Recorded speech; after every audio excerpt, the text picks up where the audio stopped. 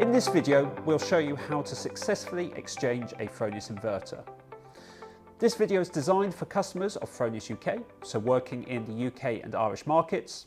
If you're watching from elsewhere, please check with your local subsidiary as the terms and conditions may vary. The process is fairly similar whether you're exchanging an entire inverter or individual boards. In order to have a successful warranty claim, Fronius have produced a warranty checklist. In this, we can show you a number of items that are not covered by the warranty. For example, damage to the casing, such as cracks or drill holes. These are external factors which will not be included within a warranty claim. The next thing to check is for any damage to the overvoltage protection circuits.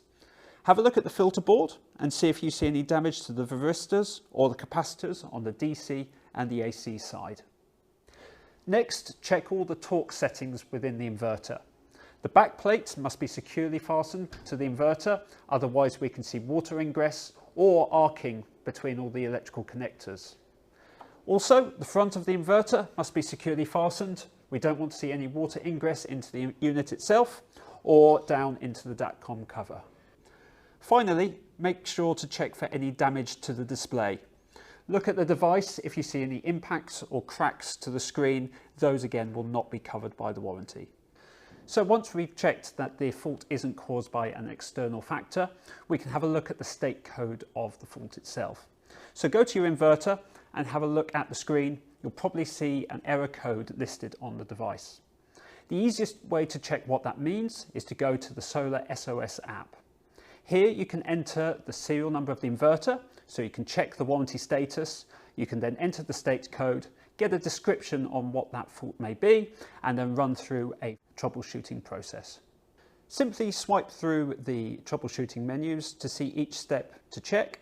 If you get to the end of the process and you haven't been able to resolve the issue, you can request an exchange device or a repair. You can also contact the tech support team if you have any further questions. Simply choose the device that you want to replace. This could be an individual board if you're a Fronius system partner, or a complete inverter if you're not. Enter any information such as the state codes, any photographs or descriptions you want to add to the case, and give the address that you want the device to go to. This could be, for example, your warehouse or the end customer's address. Finally, you'll see a new case listed and you'll be able to track the shipping for your device. Once you've received your exchange inverter, you can go to site and replace the units. Go to the existing inverter and make sure that the DC and the AC are both isolated. You can then unscrew the DATCOM cover. There are 4 fasteners for this.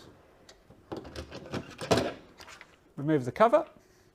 You may find that some devices will have Cat5 cables for data communications. If so, you'll need to remove those from the device. Once you've done that, you can remove the 2 fasteners that hold the inverter to the backplate.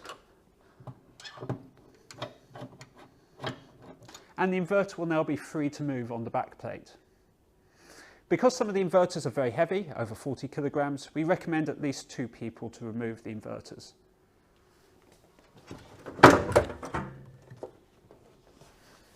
Now we can go to the exchange inverter, open the box. Be careful not to damage any of the cardboard or polystyrene. Again, it's a 2-person lift to remove the inverter from the box. Once the inverter is out of all the packaging, remove the DATCOM cover and also remove the inverter from the transit backplate. You can now install the inverter onto the original unit's backplate. Once on the wall, make sure that the retaining screws are firmly connected. They must be torqued to the settings as stated in the manual. You'll see that the inverter has a transport front cover. You need to remove this and install the original inverter's front cover, as that has all of your original warning labels and stickers.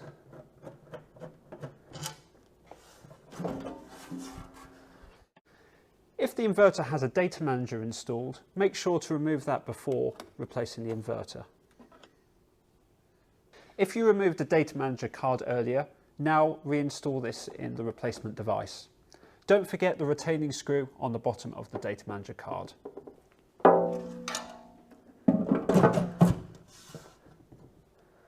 Make sure to install all the screws, again with the correct torque settings.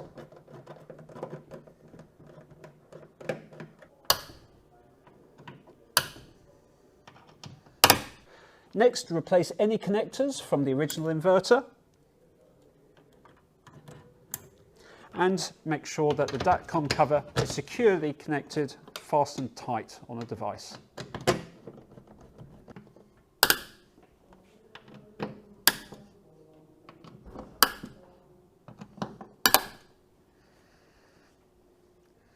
So the inverter is now ready to be switched back on, both on the AC and the DC, and you need to run through the commissioning process as if it was a brand new inverter.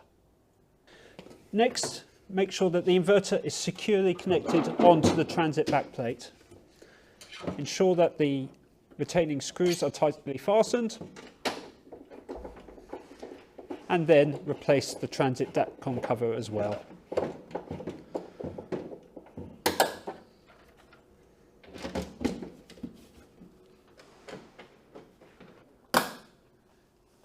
Make sure the polystyrene ends are on the inverter and then place the unit in the box. The final thing to do is to complete the returns form. Make sure you have the serial number of the inverter, the state code, your address, contact details, and ideally also the case reference number for the inverter. Put this into the inverter box.